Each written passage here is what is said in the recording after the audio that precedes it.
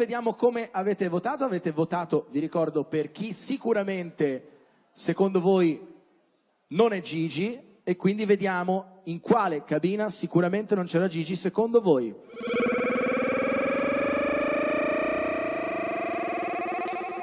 Ci lascia il numero 2. Il numero 2 purtroppo.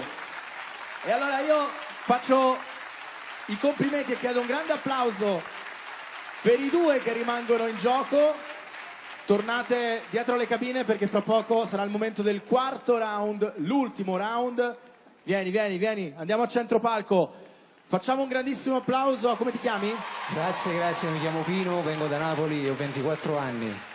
Pino, complimenti. Pino è comunque stato bravissimo. No, devo dire che adesso il gioco si fa duro, ma Pino si sentiva che era bravo, però dai, tutto sommato è un gioco, ci stiamo divertendo. Per me questa già è una vittoria, Gigi. Ho fatto tanta televisione io, credimi, tanta, ma stasera veramente mi sto divertendo, credimi.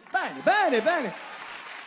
Vuoi dare qualche consiglio a Pino? Io credo una cosa, se a ti piace cantare, continua a cantare, fallo con amore, fallo con passione, lascia perdere il successo quando arriva sarai l'ultimo a saperlo.